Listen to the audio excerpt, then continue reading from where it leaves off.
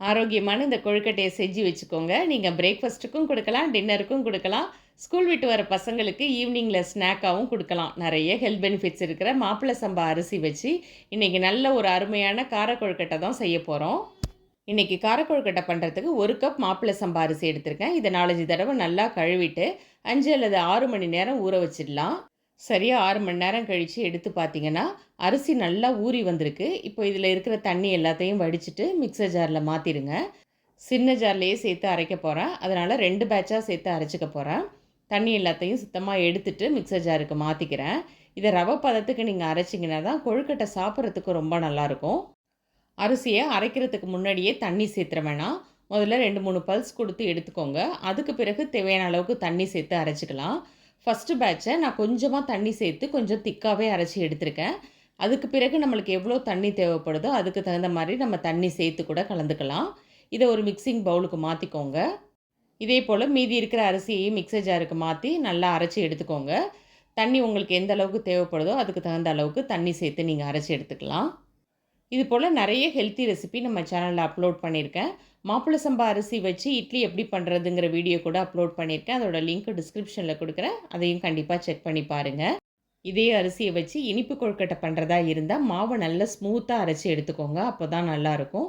இப்போ நம்ம கார கொழுக்கட்டை பண்ண போகிறதுனால ரவை பதத்துக்கு அரைச்சி எடுத்துக்கோங்க. இந்த மாவை நல்லா திக்காகவே நம்ம அரைச்சி எடுத்துக்கிட்டதுனால மிக்சர் ஜார்லேயே கொஞ்சமாக தண்ணி சேர்த்து நல்லா கலந்து எடுத்து வச்சுக்கோங்க. இன்னும் தண்ணி தேவைப்பட்டுச்சுன்னா கூட நீங்கள் கொஞ்சம் தண்ணி சேர்த்து கலந்து வச்சுக்கலாம். இப்போது தாளிப்புக்கு என்னென்ன பொருள்லாம் தேவை அப்படிங்கிறத பார்த்துக்கலாம். இது எல்லாமே நீங்கள் ரெடி பண்ணி வச்சுட்டிங்கன்னா ரொம்ப ஈஸியாகவே செஞ்சிடலாம். ஒரே ஒரு வெங்காயத்தை கட் பண்ணி எடுத்து வச்சுக்கோங்க. கூடவே 2 பச்சை மிளகாவையும் பொடியாக நறுக்கிக்கோங்க. கருவேப்பிலை கொத்தமல்லியையும் சின்ன சின்னதாக நறுக்கி வச்சுக்கோங்க. தேங்காவை இது போல் சின்ன சின்னதாக கட் பண்ணி எடுத்து வச்சுக்கோங்க. சாப்பிட்றதுக்கு ரொம்ப நல்லாயிருக்கும். துருவி சேர்க்குறதுனாலும் சேர்த்துக்கலாம். தாளிப்புக்கு கடாயில் கொஞ்சமாக எண்ணெய் சேர்த்து 1 டீஸ்பூன் கடுகு சேர்த்து தாளிச்சுக்கோங்க. 2 டீஸ்பூன் கடலைப்பருப்பும் 1½ டீஸ்பூன் உளுத்தம்பருப்பும் சேர்த்து தாளிச்சுக்கலாம். கடலைப்பருப்பும் உளுத்தம்பருப்பும் லேசாக செவந்த பிறகு பொடியாக கட் பண்ண பச்சை மிளகாவை சேர்த்துக்கோங்க. பச்சை மிளகாவுக்கு பதிலாக நீங்கள் வரமிளகாய் சேர்த்து கூட பண்ணலாம். காரம் இதுக்கு ரொம்ப அதிகமாக தேவைப்படாது. 2 மிளகாவை நீங்கள் கிள்ளி சேர்த்திங்கனாலே போதும். அதே போல் பச்சை மிளகாவாக இருந்தாலும் 2 மிளகாய் சேர்த்துக்கோங்க. இப்போது நம்ம நறுக்கின வெங்காயத்தை சேர்த்துக்கலாம். சின்ன சைஸ் வெங்காயமாக ஒரே ஒரு வெங்காயத்தை பொடியாக கட் பண்ணி எடுத்திருக்கேன். அதையும் சேர்த்து நல்லா வதக்கிக்கலாம். வெங்காயம் நல்லா வதங்கின பிறகு பொடியாக கட் பண்ண கருவேப்பிலை கொத்தமல்லி இலையை சேர்த்துக்கோங்க. இதில் நீங்கள் விருப்பப்பட்ட எந்த காயும் நல்லா பொடியாக நறுக்கியும் சேர்த்துக்கலாம். இல்லை நீங்கள் துருவி கூட சேர்த்துக்கலாம். இதில் இன்றைக்கி நான் கேரட் சேர்த்துருக்கேன். ஒரே ஒரு கேரட்டை துருவிட்டு சேர்த்துக்க போகிறேன். இதுக்கு பதிலாக நீங்கள் பீட்ரூட் சேர்த்தும் பண்ணலாம். இல்லை கேரட்டோட பீன்ஸ் சேர்த்து பண்ணுறதுனாலும் பண்ணலாம். உங்கள் விருப்பம்தான். மாப்பிள சம்பா அரிசி வச்சு கொழுக்கட்டை பண்ணுறது ரொம்ப ஹெல்தி. அதை விட இதில் காயெல்லாம் சேர்த்து பண்ணும்போது பசங்களுக்கு ஒரு கம்ப்ளீட் பிரேக்ஃபாஸ்ட் கொடுத்த மாதிரியும் இருக்கும். 1 டீஸ்பூன் பெருங்காயத்தூளும் உப்பும் சேர்த்துருங்க. கட் பண்ணி வச்ச தேங்காவையும் சேர்த்து எல்லாத்தையும் நல்லா கலந்து விடுங்க. கடைசியாக துருவுன கேரட்டையும் சேர்த்துருங்க. கேரட்டை சேர்த்த பிறகு 1 நிமிஷம் மட்டும் வதக்கி விட்டால் போதும். கேரட்டோட வேறு காய் சேர்க்குற மாதிரி இருந்தால் வெங்காயம் வதக்கின உடனேயே சேர்த்து நல்லா கலந்து விட்டுடுங்க. இப்போ நம்ம அரைச்ச மாவை இதில் சேர்த்து கலந்துக்க போகிறோம். மாவு ரொம்ப கெட்டியாக இருந்தால் தண்ணி தேவையான அளவுக்கு சேர்த்து கலந்துக்கோங்க. ரொம்ப கெட்டியாக இருந்தாலும் சீக்கிரமாகவே அடிப்பிடிக்க ஆரம்பிச்சிடும். நீங்கள் மாவை சேர்த்த உடனே கைவிடாமல் இதை கிண்டிகிட்டே இருக்கணும். மாவெல்லாம் ஒன்று சேர்ந்து திக்காகி வரும்போது ஸ்டவ்வை லோ ஃப்ளேமில் வச்சுக்கோங்க. மாப்பிள்ளை சம்பா அரிசியில் நிறைய ஹெல்த் பெனிஃபிட்ஸ் இருக்குது. சர்க்கரை வியாதி உள்ளவங்க இதை எடுத்துக்கலாம். அதுபோல் ஸ்கூல் போகிற பசங்களுக்கும் நீங்கள் தாராளமாக கொடுக்கலாம். இது ஈஸியாகவே டைஜஸ்ட் ஆகிடும். இது இம்யூனிட்டியை பூஸ்ட் பண்ணி ஃபிசிக்கல் ஸ்ட்ரென்த்தையும் இம்ப்ரூவ் பண்ணிடும்.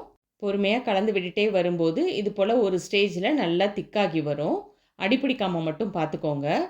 கொஞ்சம் ஸ்டிக்கியாக தான் இருக்கும். கடைசியாக கொஞ்சமாக தேங்காய் எண்ணெய் சேர்த்துக்கலாம். தேங்காய் எண்ணெய் ஒரு நல்ல வாசனை கொடுக்கும். தேங்காய் எண்ணெய் பிடிக்காதவங்க ரீஃபைண்ட் ஆயில் சேர்த்துக்கலாம். இது போல் நல்லா திக்காகி வந்த பிறகு இதை நல்லா ஆற விட்டுடுங்க. ஆறின பிறகு நம்ம கொழுக்கட்டையாக பிடிச்சு எடுத்து வச்சுக்கலாம். பார்க்கும்போதே தெரியும், இந்த அளவுக்கு மாவு நல்லா ஒன்று திரண்டு வரணும். பச்சரிசி புழுங்கலரிசியில் செய்கிற கொழுக்கட்டையை விட பாரம்பரிய அரிசியில் செய்கிற கொழுக்கட்டையோட டேஸ்ட்டு இன்னும் சூப்பராக இருக்கும். உடம்புக்கும் ரொம்ப ரொம்ப நல்லது. கையில் தாராளமாக எண்ணெய் தடவிட்டு ஆறின கொழுக்கட்டை மாவை கொழுக்கட்டையாக பிடிச்சி எடுத்து வச்சுக்கோங்க. உங்கள் விருப்பத்துக்கு தகுந்த மாதிரி இதை உருண்டையாகவும் பிடிச்சிக்கலாம்.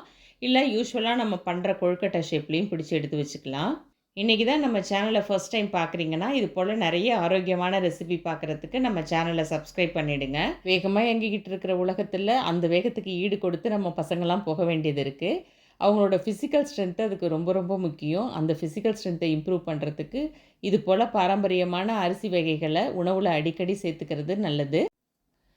இது போல் எல்லா மாவையும் கொழுக்கட்டையாக பிடிச்சு எடுத்து வச்ச பிறகு தண்ணியை நல்லா சூடு பண்ணி வேக வச்சு எடுத்துக்கோங்க. இட்லி பானையில், ஸ்டீமரில் எதில் வேணாலும் நீங்கள் வேக வச்சுக்கலாம். சரியாக ஒரு 10 நிமிஷத்துலேயே நல்லா வெந்து வந்துடும். ஸ்டவ் ஆஃப் பண்ணிவிட்டு ஆறின பிறகு சாப்பிட்டு பாருங்கள், செம்ம டேஸ்ட்டாக இருக்கும். மாப்பிள்ளை சம்பா அரிசியில் செஞ்ச கார கொழுக்கட்டையை கண்டிப்பாக நீங்களும் ட்ரை பண்ணி பாருங்கள். எப்படி வந்ததுங்கிற உங்கள் ஃபீட்பேக்கையும் மறக்காமல் கமெண்ட்ஸில் ஷேர் பண்ணுங்கள். நாளைக்கு வேறு ஒரு இன்ட்ரெஸ்டிங் வீடியோவில் பார்க்கலாம். தேங்க்யூ.